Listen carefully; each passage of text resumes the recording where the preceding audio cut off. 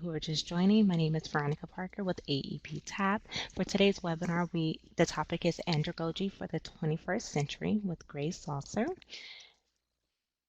The PowerPoint presentation is available for download, so please be sure to access that. In addition, for those of you who are just joining, for this webinar, please have access to several pieces of papers for writing purposes throughout the exercises. Also, please use the following Google Drive to access resources during this webinar, and those resources are located in the chat pod. If anyone's experiencing any technical difficulties, please be sure to let me know, and I will assist you via a private chat. If you have any other questions, please be sure to also include those in the chat pod. We will address them throughout the duration of the webinar. If Grace is unable to answer your question immediately, please be patient and she will address your question. This webinar is being recorded and will be available on the California Adult Education website, and I will be sure to post a link to the page where the website will be posted in the chat pod, as well as the resources, so both will be able to access later on today. Again, if you're experiencing any technical difficulties, please be sure to let me know. And at the end of this webinar, an evaluation will appear on your screen. So please be sure to fill out this evaluation to let Grace know what you thought about today's webinar and if there are any additional technical assistance or professional development needs you have at this time. And one last thing, for those of you who are just joining, if you are in the room with multiple people, please be sure to let us know. We are taking attendance during this time and want to ensure that we account for everyone in our attendance roster. Now I will turn it over to Grace, who will get us started with today's webinar. Grace? Hi, and welcome, everyone. I see a couple familiar names already participating, so hi to my friends and to all of my new friends that hopefully I will get to know through the adult ed world over the course of this year and the next couple years. So today we are talking about andragogy, which is a word that I didn't even know existed until I came into adult education. And I know in talking to a lot of my colleagues that it's a word that may be unfamiliar to some of you as well. So we're going to be talking about that, and we're specifically going to be focusing on how we can transform adult education to meet the needs of our 21st century learners, and even the learners that we don't even know that we have yet, because we know that it's an ongoing and living and breathing process right now in how we educate our students.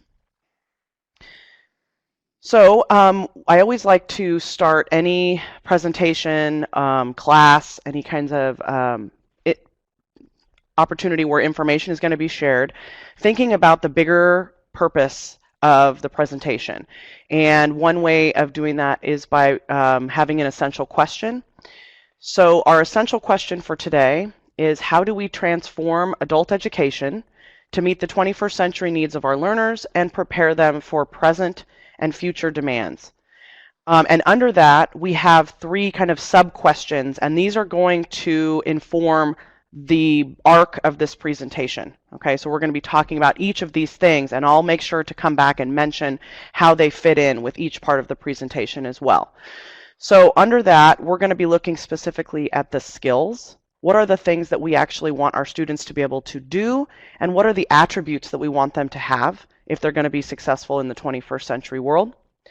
What role does their own personal choice, their autonomy play in empowering them to understand their world better? And how can we differentiate effectively to make sure that we are meeting the students where they are when they come to us, but at the same time challenging them to move beyond their comfort zone? Because we know a lot of them come to us having had maybe some negative experiences with education. They may have not been tremendously successful previously in education, and we want them to have a positive experience with us and also feel like education is something that they value for the rest of their life, because we want them to be lifelong learners. So I'm going to come back to these essential questions in a minute. So if you're trying to copy them down right now, don't stress. You will get another opportunity. But I'm actually going to have you use a very specific format to capture the information from today's webinar. And this is actually the format that we have our students use when they are recording information from their research. And that's the Cornell note-taking format. Many of you may be familiar with Cornell note-taking. It's called that because it was developed by a professor at Cornell University who noticed that his students, even these super high-performing students, were not good at studying and that they were using really ineffective and um, just not very efficient studying methods. So he said, okay, how can I fix this? And he came up with the Cornell note-taking format to help students not only capture the information that they were learning, but also to process that information. And I highly encourage you on your own to research the Cornell note-taking method. There's also a PowerPoint in the Google Drive that you can use as a resource if you want to learn more about it yourself, or if you even want to modify it to use it with your students if you want them to start using Cornell note-taking. But it's a very, very successful strategy. I actually use it in every single workshop that I attend, every meeting that I attend now, even as an adult learner. So what you're going to do is you're going to take your piece of paper and you're going to divide it 2/3 on the right-hand side and 1/3 on the left-hand side. And so you're just basically going to draw a line down about 2/3 the way down the paper, dividing it 1/3 on the left, 2/3 on the right. And you're going to capture the information on the right-hand side, and that left-hand side is going to be your processing section. So that's where you're going to write questions that you have. I'm going to give you some main ideas to write over there on the left-hand side, and it's basically just going to serve as a frame for the information on the right. And then at the end of the presentation, I encourage you to use your summary section, your processing section, to write down a couple thoughts that you have, because if you're anything like me, you've got a million things going on in your world every day, and it's really easy to go through a webinar like this, have lots of great ideas, and then if you don't write them down right away, they go away, and then a couple days later going, oh man, what was that great idea that I had? So that's a really good use for that processing section at the end of the presentation. So go ahead and set your paper up. I'm going to come back to those essential questions. And I don't want you to write it out word for word, because one of the note-taking skills that we teach our students is how to paraphrase and to summarize and abbreviate. So for your main essential question, which is going to go at the very top of your paper, just basically capture the idea that we are talking about adult education and the 21st century. And then on that left-hand side, I want you to just write 3 words, but you're going to skip a couple lines between those words. I'd say skip about 4 or 5 lines between each one. So on the left-hand side, you're going to write skills. That's going to cover the sub-question number 1, what skills do graduates need in the workplace, college, and in life? Skip about 4 lines. And then you're going to write autonomy or choice, and that's going to capture that second sub-question about how their choice is going to help them understand their world better. And then you're going to skip another 4 lines and you're going to write differentiate for that last question about how we can differentiate for our students. And that differentiation, as you know, as an adult educator, is so, so important, because we have students that are coming to us that are fresh 18. They just turned 18 yesterday and they're coming to us. And we have students that are in their 80s coming to us. And so they all are coming with this very broad base of experience, and that differentiation is often what's going to make the difference to make sure that the education is relevant to them. So I'll give you just a couple minutes to make sure you have those 3 words written in the left-hand column and a paraphrased version of the main essential question at the top.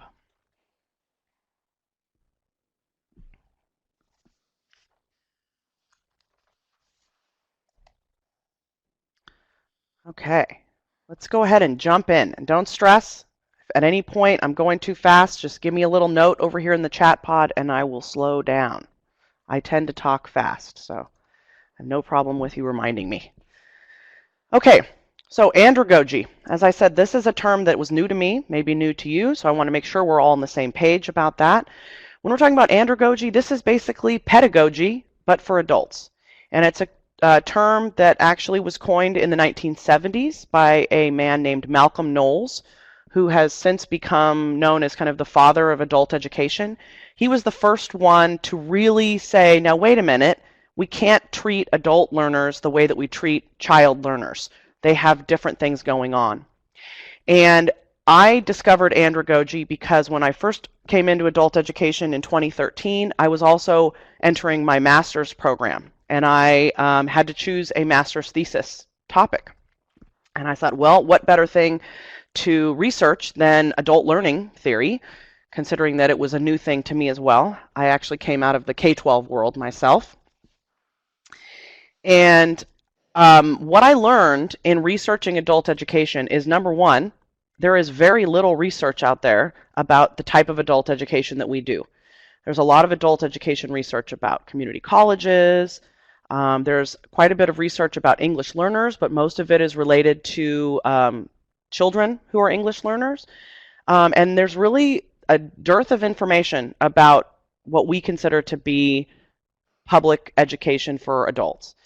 But what I was able to find was that there were basically four main needs that adults have. And this is the cornerstone of everything that we have done at my school to try to adjust to their 21st century needs. The number one thing that they need is they need flexibility. We know that our adults have very busy lives. A lot of them have full-time jobs. They may have children. They may be caring for aging parents. They have to pay bills. They have a lot of responsibilities that kids don't have. So the more flexibility we can give them in time, in space, and in their tasks, the better off they will be and the more successful they will be. The second thing that adults need is they need to see relevance. These are people that have life experience. Unlike when we're working with kindergartners where they have limited life experience and so everything is kind of new to them, for our adults, they have a ton of life experience. And so they need to see that what they're learning with us is actually relevant to that life experience that they have. How does this apply to me? How does this apply to my life? And that is critical for them to stay engaged in the material and to find it useful and something that they want to pursue on their own. The third quality that adult learners need is they need to have autonomy. They need to feel like I am the driver of my own vehicle, not be necessarily told what to do. Now, of course, guidance is always good for anyone, but they need to feel like they're being respected for the knowledge and the expertise that they already have and not talked down to or treated like a child. So that autonomy becomes really important for their motivation to stick with it. And then the fourth thing that they need, and this is really true of all human beings, I think, but it's especially good for us to remember in adult education because we do have such a different model where we don't necessarily have these students for 8 hours a day, 5 days a week, like we would in a K-12 setting. They need to feel connected. They need to feel connected to each other. They need to feel connected to us, to the school, and that can be fostered in a variety of ways. But if we neglect that connectedness, that's why we see a lot of times really low persistence and very spotty attendance with our adult learners. Because if they don't feel like they have some ownership of that school process, then what's the point in showing up to class? Something else came up, or I don't feel like it, I'm tired, whatever. But if they feel connected to us, then they want to be there because they know that someone cares about them and about their success, and they don't want to let that person down. I have found that this connectedness piece has made the biggest difference in our persistence, attendance, credit completion, graduation rates of all of the things that we have modified at my school. So I don't want to diminish the importance of that piece. Are there any questions at this point, or is there anything that really resonates with you or that you have experienced yourself in these areas in terms of adult learners?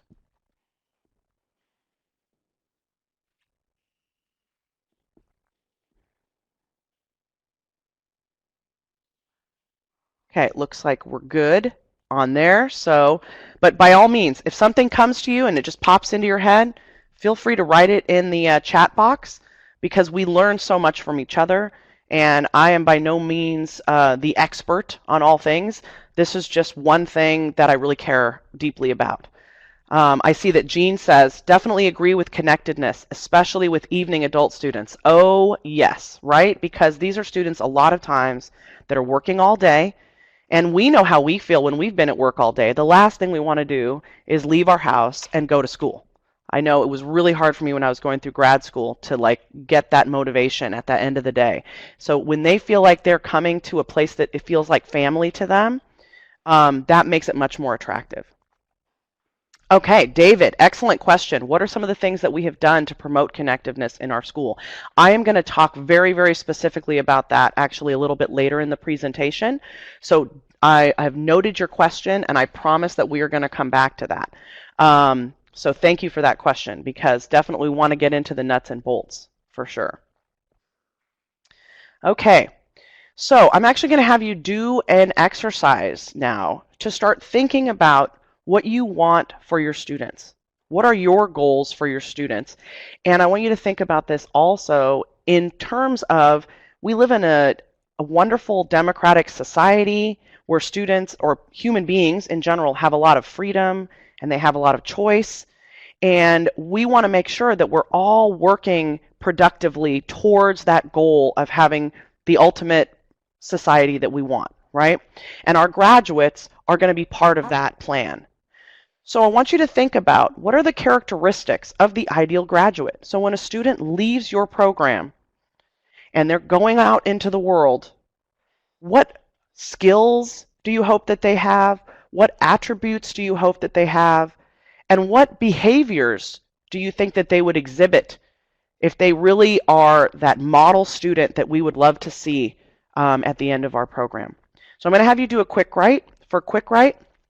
And you're going to do this on your paper, because I see some of you are ready to type it into the chat, but I actually want you to do it on your paper first, and then I'm going to have you report out some summary pieces from that. So on one of your pieces of paper, not your Cornell note paper, could be on the back of that, but on one of your other pieces of paper, I want you to really think about this, and I want you to write continuously for 2 whole minutes without stopping. The reason I'm having you do it this way is because we have blocks in our brain that when we think too consciously, sometimes it actually blocks out some of our best stuff. And it's often when we just kind of let those blocks go and we force ourselves to just kind of, I call it like puking on the paper. We just throw up our ideas onto the paper in whatever form they come out in. We actually get some of our really best stuff there, okay? So what I want you to do is to put your pen to the paper, think about this question, and I want you to write for 2 minutes continuously, even if you get off topic, even if you start writing about what you had for breakfast or whatever it may be, just keep on writing continuously, and we're going to see what emerges from that. So ready, set, go.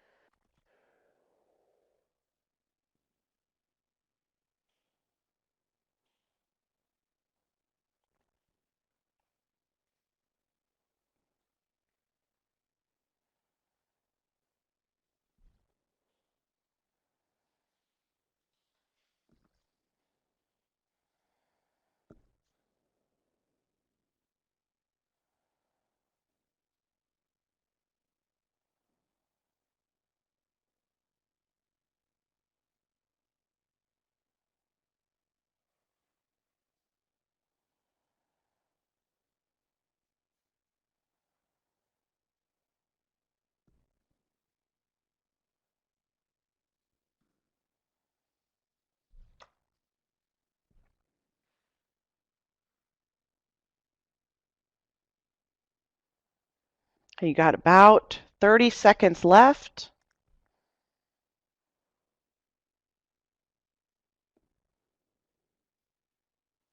So right now we're doing our quick write on what are the characteristics of the ideal graduate.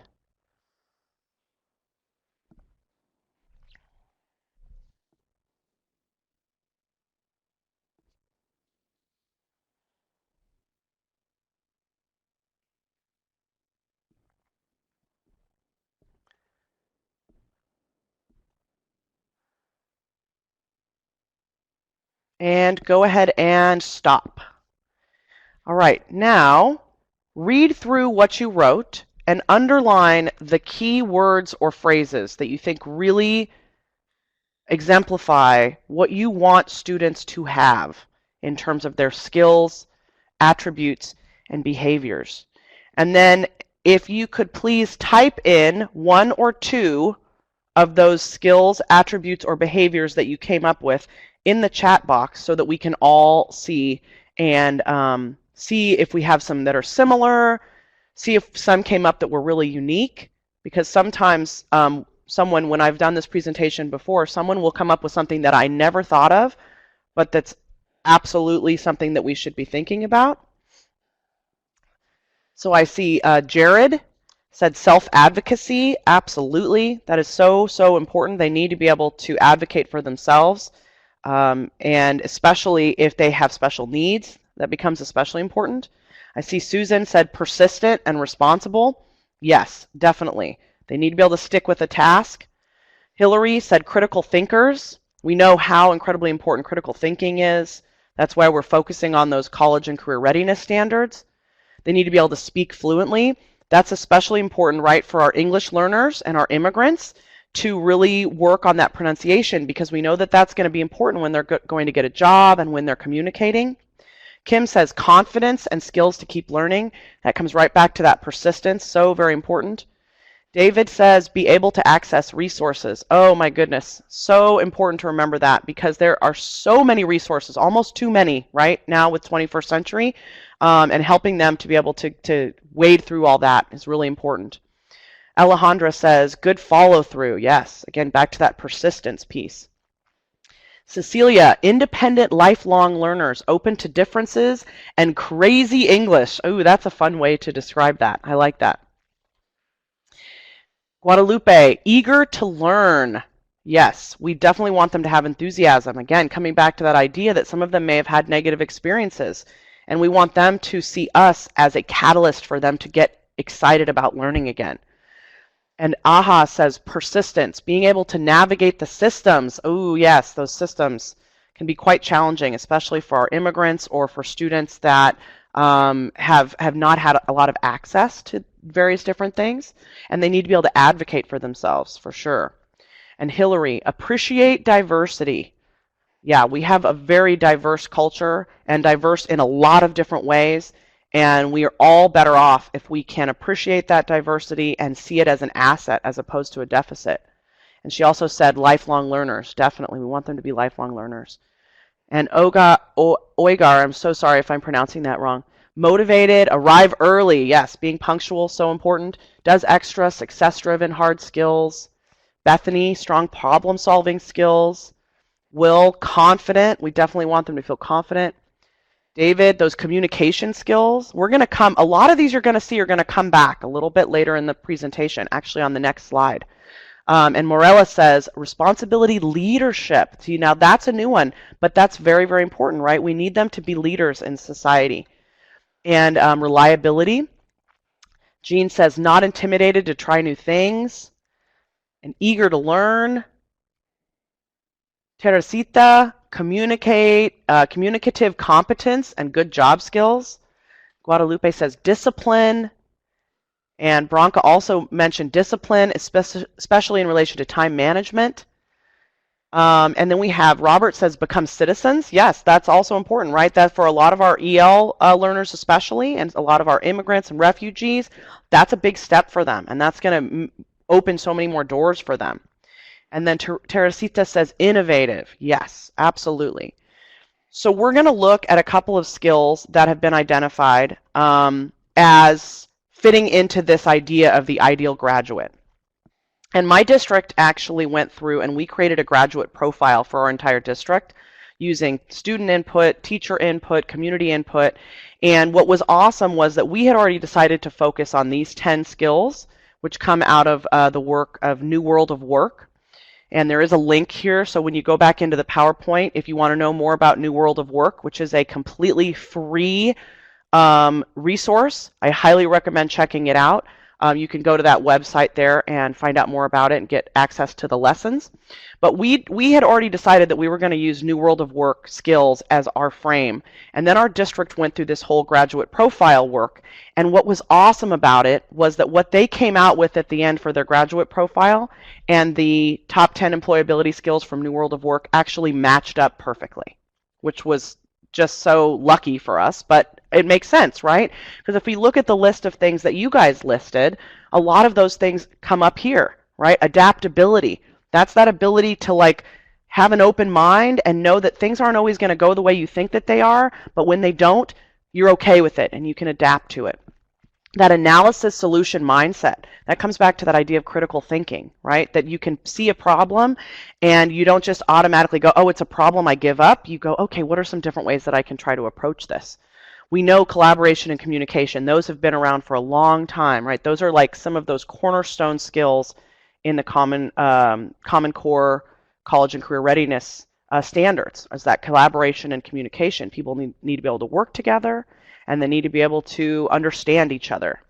Digital fluency, that's something that certainly a lot of our parents or grandparents didn't have to worry about, but our students are in the thick of it, right? They've got computers and cell phones and webinars and all these different things that are kind of new, even though they've been around now for a little bit. It still feels like they're new for some of us, and it's just part and parcel of their daily world.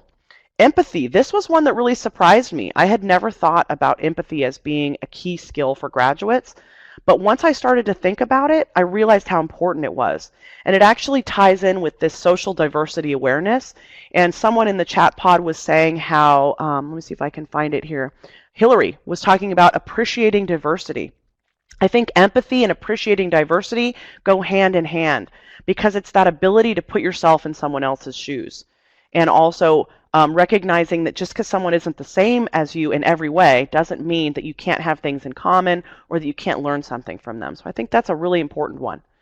Entrepreneurial mindset. Okay, think of who our big names are these days, right? We've got Zuckerberg, Bezos, Musk, the guy that invented WhatsApp, who happens to live next door to my cousin in Santa Clara. It's crazy. This guy was 26 years old, or 24 or 26 years old, sold his company for multi-billions of dollars at 26 years old. These are the kinds of things, or these are the kinds of people and role models that a lot of our students see, but we want them to see themselves as having the opportunity to also have that entrepreneurial mindset. Resilience, being able to bounce back from a setback. A lot of our students come to us with trauma, with a lot of life setbacks, with a lot of challenging family situations, just everything you can imagine, right? Our students, a lot of times I feel like a social worker. I don't know if you guys ever feel that way, but a lot of times I feel like a social worker because not only am I working on educating these students, but I also want to be there for them because they have all of this baggage a lot of times that they come with. And what we can do for them is we can help them learn resilience strategies so that when they have those little setbacks, it doesn't stop them. They can keep going through them. Self-awareness. I know somebody talked about that up here as well. Self-advocacy, that is a part of it, knowing where you need help and being able to advocate for that. So I think you'll see that a lot of these things actually are things that you guys mentioned. So awesome, right? We're all on the same page here. And we can see that we're doing the right work, we have the right ideas here. Yeah, Oigar says, and the students share their baggage with their teachers, sometimes more than we would like. Yes, so true. I can't tell you the number of days, and I'm sure everyone can identify with this, that I've gone home sobbing because the weight of the worlds of my students is just sometimes overwhelming, right? But we can't just ignore it. It's there, and we definitely have to find ways to help them cope with some of that stuff. So I asked you to write a couple things on your left-hand side, and the first one was skills. So we've talked about the skills, and I think it's also important to remember that there's no right answer here. So I highly encourage you to work with your staff, whether you do it district-wide like we do, or if you just do it with your own adult school staff, to have a conversation about what are the skills that you want your students to leave with. Because that's really critical, right? We want to know what is the outcome we're looking for, and it's not just that they get a higher score on the CASAS test or that they, get an NRS functioning level gain. We really want them to become awesome human beings, and that we want to help with that process. So have this conversation with your staff. Have it with your colleagues, even if it's just with the teacher that teaches next door to you. Hey, what are the skills that we really want these students to have? And put some thought into that. We know some are really common, like we talked about collaboration and communication. Some are, frankly, they're hard to teach. Skills like empathy, skills like resilience, these are things that may take some creativity. And that's why I encourage you to go to the website for New World of Work, because they actually have lesson plans for those skills, which was just mind-blowing for me. I was like, wow, I never would have thought of how to teach that. But there's some really, really good stuff there. So we're going to move off of skills for a minute here, and we're going to move to that next bullet on your left-hand side, which is autonomy. That idea about I am the driver of my own vehicle. Okay, and one of the things that we want our students to see themselves as is a divergent genius, because this is how they're going to match their skills to the 21st century needs in the workplace, in their life, if they choose to go on to college. And divergent thinking is really what we see as the cornerstone of a lot of those people that I mentioned earlier, the Zuckerbergs of the world and the Jeff Bezos of the world. They had divergent genius, and that's why they were able to take their idea and turn it into something that now every single person in the world practically uses, something like Google or Facebook. So divergent thinking is the ability to look at a particular problem and propose multiple solutions. So there is a test for this, and this test was actually developed by some scientists at NASA, because NASA said, we want to try to figure out who would make a good scientist or a good engineer for NASA. And one of the things that NASA scientists need more than anything is they need to be able to think outside of the box.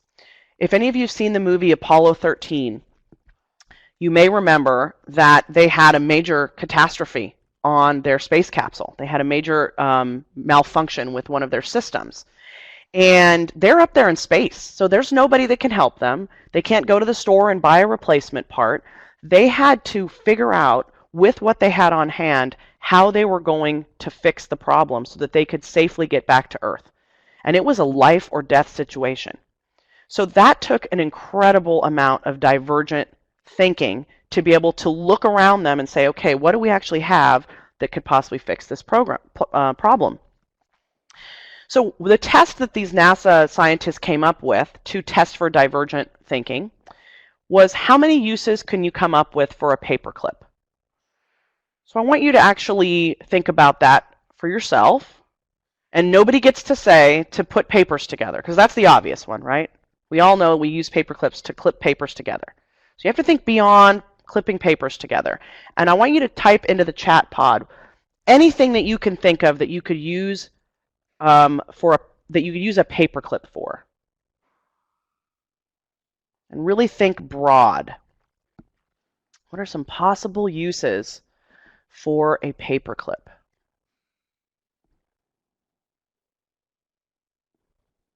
Okay, I see some coming in. So Hillary said, hair clip, absolutely. In fact, I've actually done that. So that's one that I can attest to. To open a door, yes, like to pick a lock. Both David and Oygar both said something similar, open a door, pick a lock. To make jewelry, Susan, excellent. In fact, my daughters, who are 9, came to my office last week because it was one of those situations where childcare was challenging. And what did they do? They took all my paper clips and they made necklaces and earrings with them. So yes, absolutely, making jewelry or making earrings, as David said. We got another pick a lock from Hillary. To clean your nails, yes, definitely. Let's see, Hillary said reset something on a toy. Oh yes, absolutely. That's that little reset button. You have to have something tiny, pokey, and that paperclip is often the key for that. Will says a bookmark. Yes, definitely a bookmark would be a great use for a paperclip. Teresita says it can be used as a hook to pull things. Yeah, like if you're trying to pull wires through the wall or something like that, you could use it for that. Hillary says reset an electronic device, which we came up with was similar to reset something on a toy. Bronca says use it to open the container for the SIM card on your mobile phone. Okay, so here's the sad thing about that. You have to have a super, super, super, super tiny paperclip. But yes, you absolutely could do that if it was tiny enough, because they almost intentionally designed that little hole to be too small for a standard paperclip. But yes, if you had a small enough one, you could definitely do that. Let's see here. Oygar says temporary keychain. Yeah, for sure. And Alejandra also said keychain. David said for a zipper. Yeah, if your zipper falls off, you can hook the paper clip on there instead. Hillary said to take off earrings. Interesting. Robert says a straightened paperclip could be used for bookbinding when wrapped around the punch hole. Oh, that's a great idea. So if you have a bunch of 3-hole punched papers, you don't have a binder handy, you could actually use paper clips to put those together. Alejandro said, clean the Keurig. Yes, see, sometimes we have to think outside the box because our modern technology will present us with challenges that there isn't an easy solution for. So yes, I've done that myself, cleaned the Keurig with the paperclip. Oygar says, hot wire a golf cart. Okay, I think I know some of the things that Oygar does in the spare time there. Okay, Guadalupe says, remove earwax. Yeah, gross, but absolutely, totally works. David says, to hang a painting. And Morella says to hang up tree ornaments. Yes, they work just like the little ornament holders and much cheaper probably to buy paper clips than to buy the ornament holders.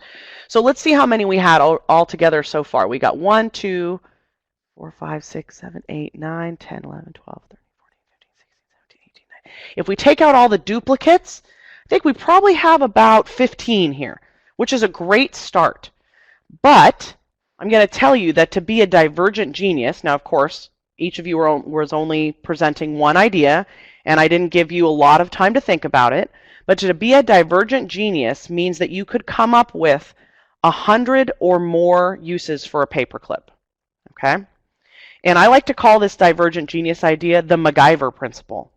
Because if you've ever watched MacGyver, either the old one or the new one, you know he's always coming up with unusual, out-of-the-box ways to solve a problem. So there's one group of people that actually regularly scores at the genius level for divergent thinking. One particular type of group of people that regularly scores at close to 100% of this group scores as a genius in divergent thinking. Does anybody want to guess in the chat pod who that group is?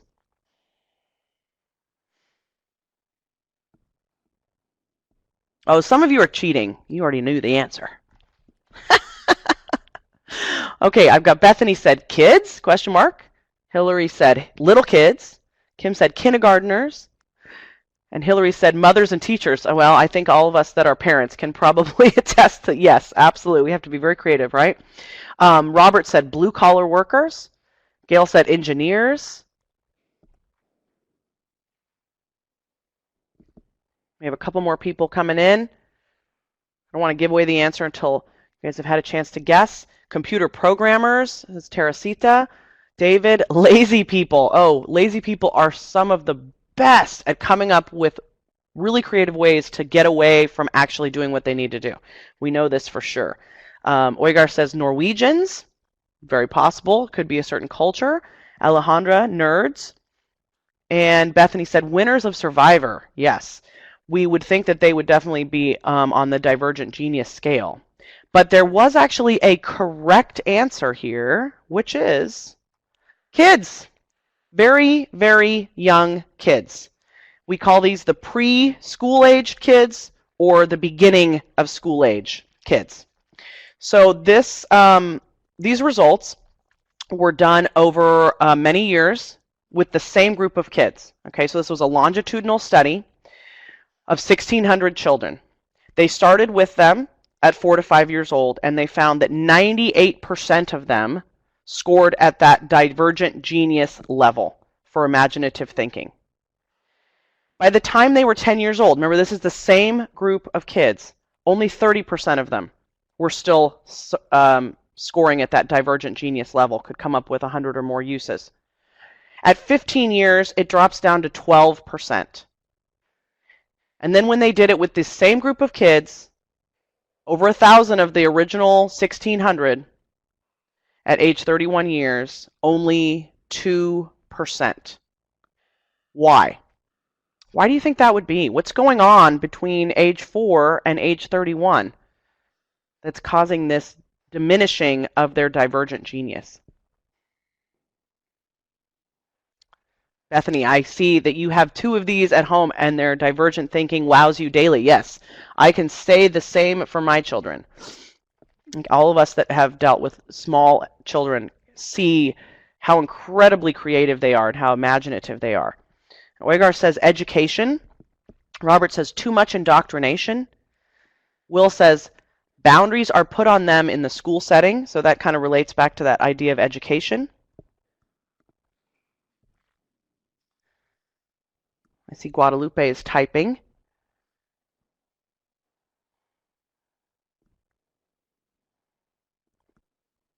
So you're all, oh, I see Guadalupe said being corrected frequently. Yeah, right? Because if you're constantly being told, oh, that's not right, you'd have to do it this way, that can become discouraging, and then you don't want to try something that's new or innovative because you're worried that it's going to get, shut down or shot down. So yeah, I think that's a big piece of it for sure. And Alejandra says schools do not allow for creative thinking.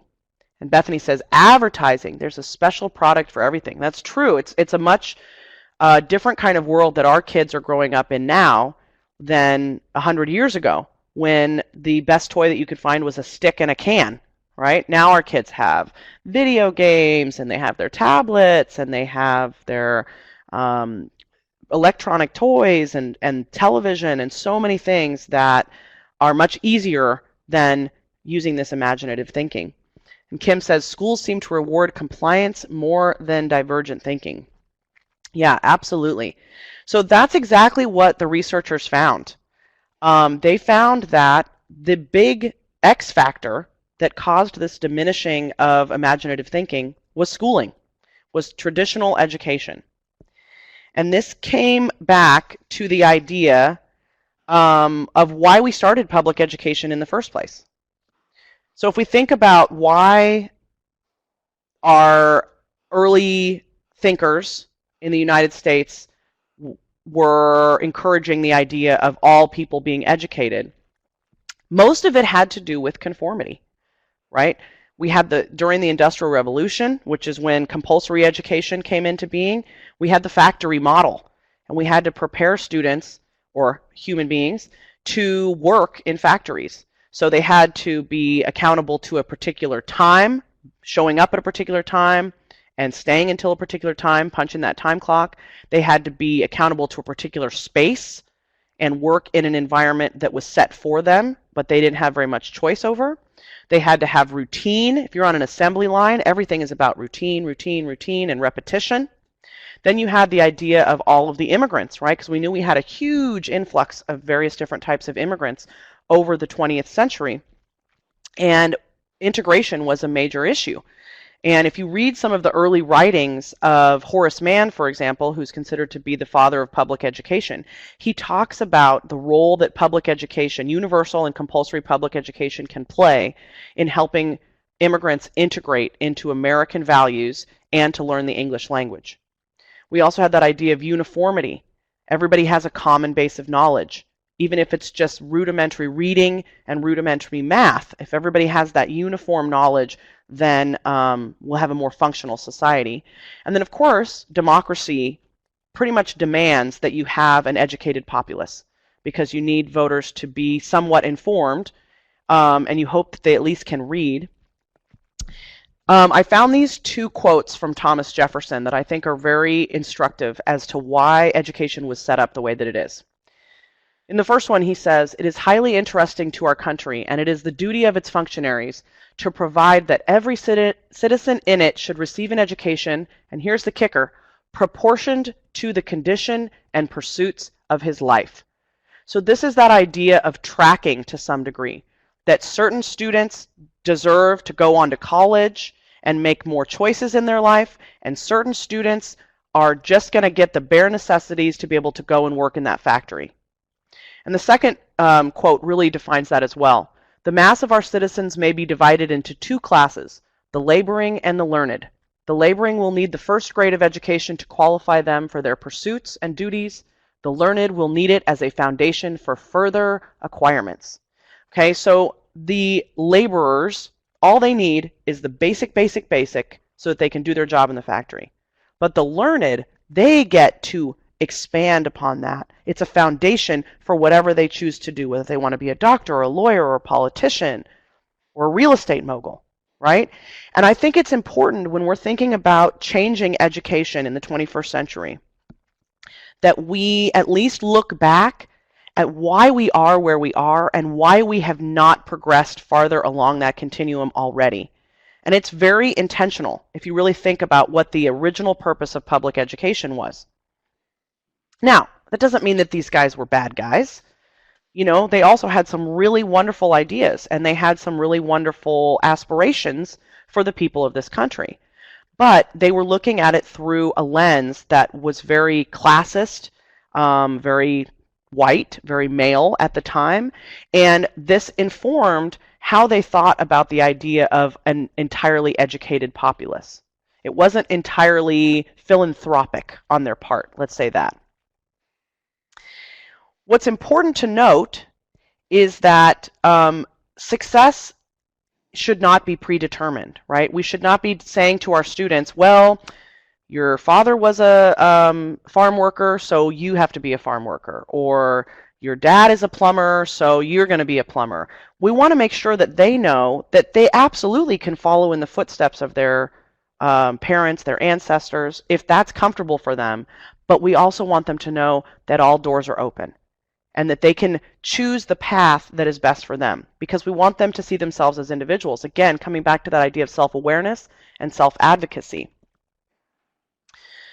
So we know what this process looked like, right? Play is the basis of imaginative thinking. It's why our littlest kids have the most divergent genius, because they start out with that paperclip could be 100 feet tall, and it could be made out of foam rubber, or it could be made out of clay so that it could be molded into different shapes. And then through the process of schooling, we value conformity. And many of you said that in the chat box. So you're absolutely right about that. A lot of what we do with the way that we structure the school day, with the way that we have the molded desks, the way that we have the classroom set up, the way that we have our rules in the classroom, the way that the teacher has primacy in the front of the room and the students are sitting facing the teacher, a lot of that has to do with conformity. And that conformity eventually leads to kind of a drone mentality, right? That kind of I'm just going through the motions. I just want to get in the least amount of trouble possible. I want to check all the boxes, but I'm not necessarily going to challenge it, or I'm not going to necessarily push the boundaries. The really ironic part about that is that the most pushing boundaries ages are this first stage when they're really, really little and they don't know that there are boundaries yet, and this 16-year-old stage where it's all about pushing boundaries.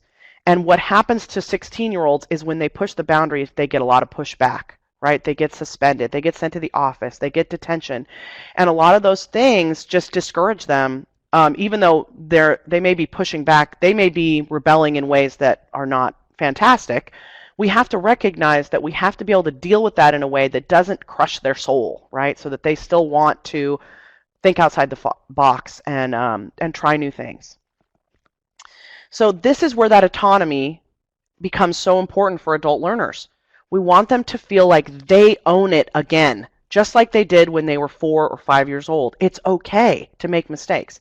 It's okay to try something, get it wrong, and no big deal. I tried it, I got it wrong, I'm going to try again. So we have to be really conscientious about how we provide feedback to our adult learners so they don't get turned off. And this comes to the idea of the growth mindset. And this is one of the paramount things that we teach our students in my school. We actually have this slide right here in our orientation materials, and we have them do a whole exercise, a journal writing exercise around their own growth or fixed mindset. Because if they have a fixed mindset, which a lot of adults do, especially a lot of our adult learners that come to us in adult ed, because they have experienced a lot of setbacks and they may not feel a lot of confidence anymore, and I know confidence was one of those skills that came up.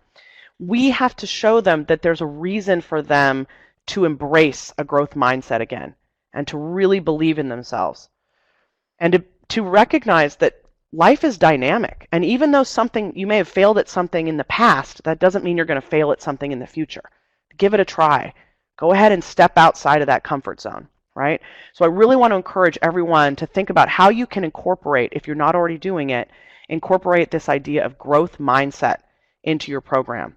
Whether it's built into the curriculum, or it's part of your orientation, or it's part of your advising, but some way that you're really communicating to them that it's okay to make mistakes here, and that we are going to value those mistakes as opportunities to learn, not as something that needs to be punished. So we're going to come back to this idea of growth mindset in a slightly different way in a minute. But at this point, if you haven't already opened up a separate window, maybe just have it in your tray at the bottom of your computer, for the Google Drive, I encourage you to do so because there's a lot of resources in there that I'm going to be referring to, but that you won't be able to see on the screen unless you have that Google Drive open. So this is the address for the Google Drive. It's also, Veronica also typed it into the top of the chat pod if you need to access it there.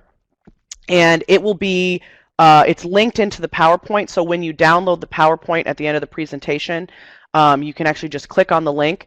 If you have a phone or something that has a QR reader, there is the QR code there, although I don't recommend using your phone because some of the documents are Word documents and you'll have a harder time seeing them. So we're going to come back to this idea. I see that Veronica has put the Google link there in the chat pod. So I'm going to go ahead and move off this slide. We're going to come back to this idea of andragogy. And we're going to come back to that question that I believe it was David had earlier about what do you do specifically to accomplish some of these goals. And he was specifically referring to connectedness, but I'm going to talk about all of these things. So I wanted to put a picture of one of our students on this slide, and I chose this one because this is my baby Carla. And Carla was one of our graduates about 3 years ago. And what I love about Carla is that she absolutely demonstrated exactly what we want all of our adult learners to be. She came in needing a ton of credits. I think she ended up needing like 45 credits. She just powered through it. She and her husband were enrolled at the same time. He needed quite a bit more because he actually dropped out after 9th grade, so he had a lot of credits he needed to work on. But what was awesome was that they got to support each other at home.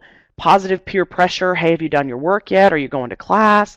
They have a daughter, and her daughter was there at the graduation. She was only, I think, like maybe about 1 at graduation, and she was our graduation speaker that year, and she told her story about the struggles of having a child at a young age. And actually, so her daughter was 3 at the time of graduation because she had her when she was 16, and she was 19 at this time. So I wanted to put her picture up there because she, to me, epitomizes adult learners. And I see Hillary says, first thing we should remember, though endearing, we should not refer to them as kids or babies. I understand that. It's really hard for me not to do that because they really are like my own children. In a lot of cases, I think of them that way. But you're right. You're right. From a philosophical standpoint, we should not refer to them that way. Although some of my students really appreciate how much I love them as human beings. But you're right. We should probably refer to them as our students, adult learners. It's hard. I came from the K-12 world, so it's hard for me to adjust. It's been hard for me to adjust to that for sure. So we're going to come back to this idea of andragogy and putting our learners' needs first. So here's what we actually did. Flexibility. When I came into the school, we had class 1 night a week on Tuesdays for 3 hours, 4 to 7. And that was the only time we had class. So if a student couldn't make it on Tuesday or they couldn't stay the full 3 hours, they couldn't come at all. It was the only option they had. So the very first thing that we did is we created a varied schedule where there's multiple options. There's slightly earlier in the afternoon options. Unfortunately, we don't have our own campus, so our one limitation was that we couldn't start class any earlier than 4 p.m. But we tried to have some classes that were a little earlier in the evening. We have classes that are later in the evening. We have classes 4 days a week now instead of only the 1 night a week. And we saw our attendance and our persistence rates skyrocket just from making that one small change. And in the Google Drive, it's labeled number 1. You'll see our actual high school schedule and how that's set up. The second thing, relevance. When I came in, the curriculum that was being used was a textbook and a workbook. And basically, the students were just going through and doing all of the worksheets in the workbook. The textbooks, first of all, were about 20 years old, so they weren't even contemporary. The U.S. history last chapter was the internet. It's going to change the world. And I was like, yeah, it sure has. So that was a little frustrating. And it was like fill in the blank and matching and true false, and the students were jumping through the hoop. and doing it, but they weren't seeing any relevance in it, and they certainly weren't learning anything. So the very first thing that I changed about the curriculum was I put more choice in there so that they could see the relevance of what they were learning. So now our students actually choose their own topics to research, and the topics are things that they find interesting, and I'll get into how they choose those topics in just a minute. In the Cornell note-taking PowerPoint that's in the Google Drive, it talks more in detail about how they choose their topics and how they do their research. In terms of autonomy, again, they weren't the driver of their own vehicle. They had this one choice, which was to do the textbook workbook. They had to come on that one night, and I said, we got to make sure that they feel like they have a little more onus of this process. So we allow them to work at their own pace and skill level. We use rubrics for all of our assignments. So it's not about hitting a particular mark. It's about knowing what the end goal is and working at a level that is comfortable for them. So rubrics are really, really important. If you're going to do anything in your adult ed program, I highly recommend using rubrics as opposed to just using completion. And teaching the students and even involving the students in creating those rubrics can be very powerful. We also allow them to choose their own resources. So we've had students that come in that have reading disabilities. And so if that's a problem for them, they can actually watch videos or listen to audio to get their resources as opposed to having to read. We want them to read, we want them to work on that skill, but for some of them it's just not going to be possible in this moment. So we'd rather that they're at least accessing information and getting some learning in as opposed to just feeling frustrated. And then we also allow them to do some various different things. So we have online courses that they can do for some of their credits. We have direct instruction workshops. So if they prefer to actually be taught as opposed to doing their own independent study, they can come to those. And all of those are referenced also in the Google Drive. And then that connectedness piece that David asked about earlier. This was probably our biggest shift. In the past, the student would come in, they would enroll, and then they would just get shot out into the class. They didn't know what credits they needed. They didn't talk about their goals. They didn't, have any conversation with anybody. They just started doing work. So we introduced an advising session into our enrollment process. So now every student actually meets with an advisor. They find out how many credits they need to do. They actually come up with a learning plan that specifies how long it's going to take them based on the amount of hours they're putting in each week. And we talk to them about, what do you want to be? What are your career goals? What are your educational goals? What are your interests? We get to know them as a human being. And we also ask them about what kinds of questions they might have or things that they're curious about that might get them started on coming up with their research topics. And we also extended our orientation. We used the go slow to go fast model. And this increased retention because then the students really understood what they were supposed to do. They felt connected to the school, and they knew that they had a resource to go to. And all of those materials are also made available to them online. And then we have opportunities for them to work together in collaborative groups. So we have a literature discussion group that meets twice a week, and they all are reading the same novel and having those discussions. They also work. We have a math boot camp that they participate in that's a collaborative group. We have a current events discussion group, and all of those offer them opportunities to collaborate with one another and not just working independently. So I'm going to kind of skip through this choosing topics. Like I said, you can come back to this, and it's also in that Cornell Notes PowerPoint because we are coming up to the end of our time. But I did want to share with you just a couple more of the resources that are in that Google Drive. If you're curious about the New World of Work, there is a flyer in there that talks about those top 10 skills. And then there's also the Standards for Career Ready Practice. That's a great resource. And then there's a website link for New World of Work here. We also do projects. Each student does a project at the end of each 5-credit class. And our project proposal and rubric is in the Google Drive for your reference. The literature notes, which is how they do their book study groups, those are in there. We've got SMART goals instructions also in there, the way that we do our assignment sheet and our credit completion checklists. And then we also have a worksheet that teaches them how to come up with a position statement and write a T-Bear paragraph. So all of that's in the Google Drive. I know we're out of time, so I want to encourage you to contact me. This is my email address. You're welcome to contact me directly.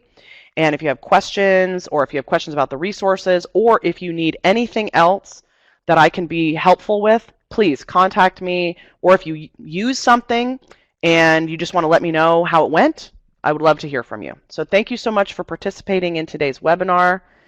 And I hope to meet all of you at some point or another at a CCAE or at some other adult ed event. And I hope that you have a fantastic rest of your week. All right, thank you so much, Grace, for today's webinar, and thank you all very much for participating in today's webinar. We hope that you receive a lot of helpful information and resources that will carry you in adult education. I've posted a few links in the chat pod. One link is to register for our upcoming webinars. We do have a number of webinars coming up in addition to in-person training regarding the 3-year planning process, so please be sure to register for all of our upcoming events. In addition, I have posted the URL where the recording for this webinar as well as the resources will be located. So if you would like to share this information with your colleagues or others who may not have participated in today's webinar, please be sure to share this link with them.